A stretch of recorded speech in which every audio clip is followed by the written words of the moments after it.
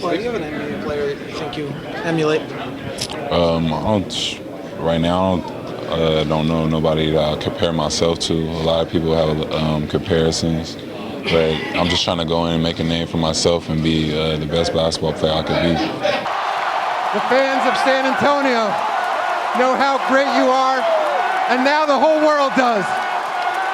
You are the 2014 Bill Russell MVP.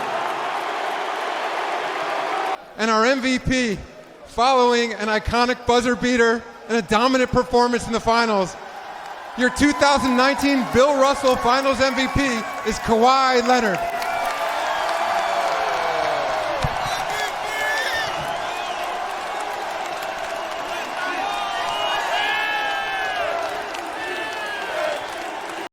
I'd just like to preface this video with two things. For starters, thank you guys so much for 100 subscribers. I really do appreciate the overwhelming support you guys have shown, not only in the comments, but just in general, whether it's leaving video feedback or leaving a like or subscribing or turning the notification on. It really does not go unnoticed, and it means the world.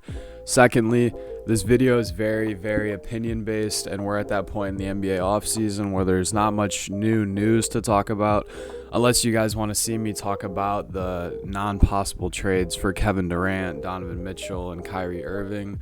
So having said this, I know Jordan obviously has much more of an impressive resume than Kawhi, but we're mostly just going to be talking about their games for today's video. Now that I've gotten that out of the way, let's get started with today's video discussing Kawhi Leonard and how I believe he's the closest thing we have to Michael Jordan in today's game. For starters, let's discuss their physical appearance. Michael Jordan comes in standing at 6'6" and weighing 216 pounds, while Kawhi comes in at 6'7", weighing 225. It's also worth mentioning that these two have big enough hands to palm a pumpkin, so yeah, just be terrified of that. They both have broad and wide shoulders paired with an extremely athletic physique that we just spoke of.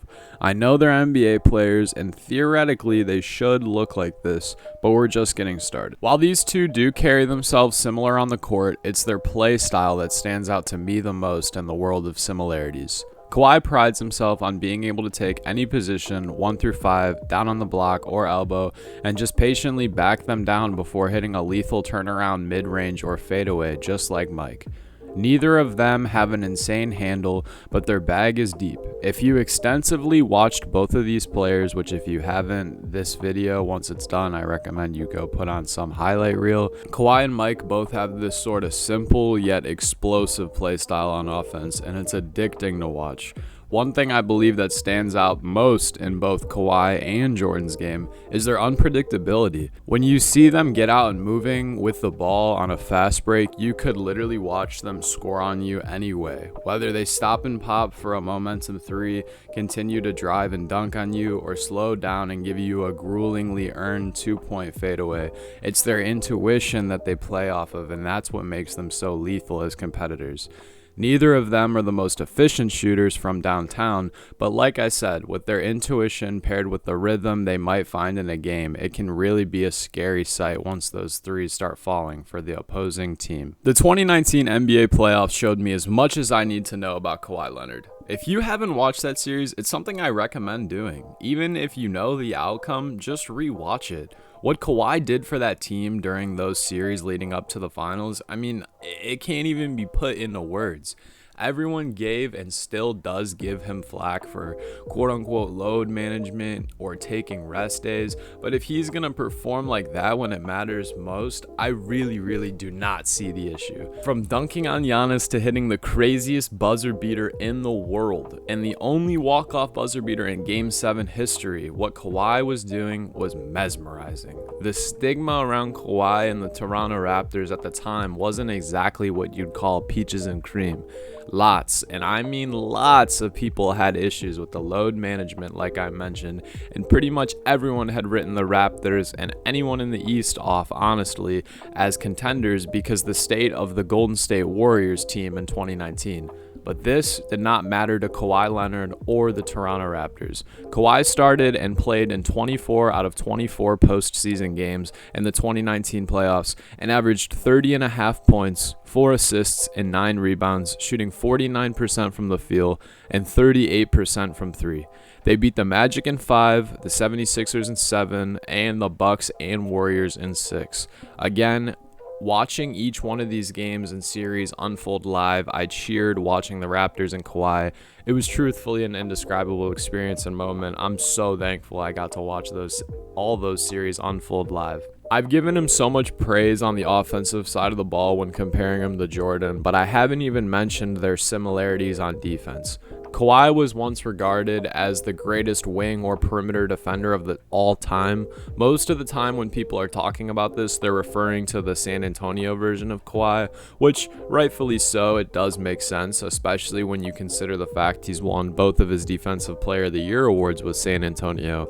However, you'd definitely be sorely mistaken if you think Kawhi doesn't have the capability to put your favorite player's favorite player in a straitjacket for 48 minutes. I'm super eager to watch what kind of energy and urgency him and the Clippers bring to the floor this season. I don't expect Kawhi, who's coming off an ACL injury to be fair, to play more than 50 or 60 games this year, but if he does, then I think there's a serious case for him to be the MVP. This is an award that is clearly missing from Kawhi's resume when you take a look at the whole overall load of it. It's not something that he's never been in the conversation for, and it's not like he's never been the best player in the league. It's just that it's an award that it's not always how it's going to work, you know? For every single MVP winner, except for when Steph Curry unanimously won it, you could sit there and nitpick and say another person deserved it.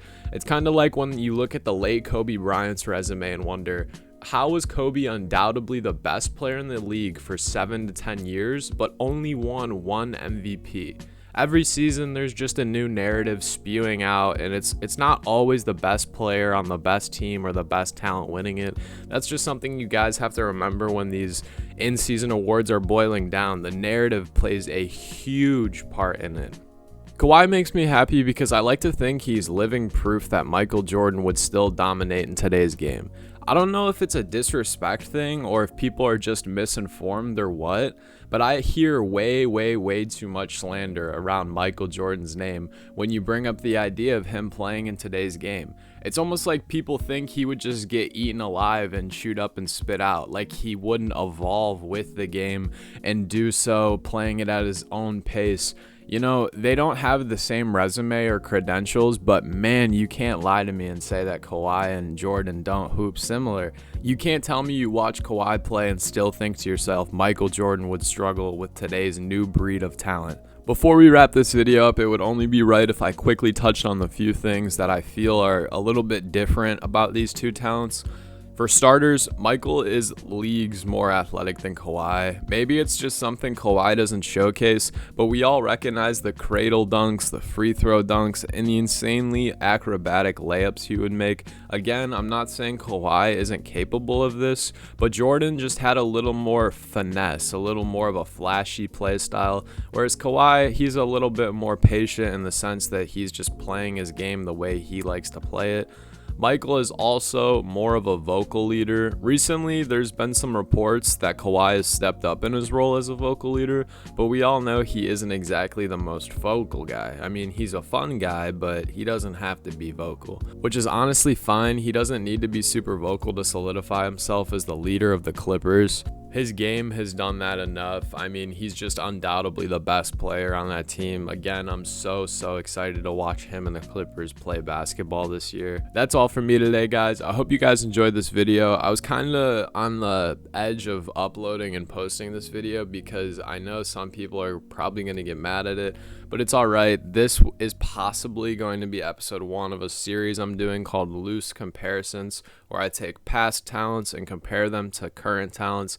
And I really do not like to do that, which is why this video I didn't go into super detail. It's just something cool to talk about in the off season, but it's worth mentioning that every player is their own player. You know, we've heard multiple players like Kobe, Vince Carter, Tracy McGrady, all these players have been compared to Michael Jordan in the past, and as long as basketballs are shot into a hoop, people are going to be comparing people to people, and that's fine. Just, guys, at the end of the day, please don't take it seriously, and remember, I'm just someone with a microphone. Shout out Kenny for real. King of the fourth quarter, you know, he always says that. It's a great reminder. Again, thank you guys so much for 100 subscribers. If you enjoyed this video, please leave a comment and a like down below. It would also really help if you subscribed and hit that notification button so you can get new videos in your sub box every single time I post one. Again, thank you guys so much for all the support. Peace.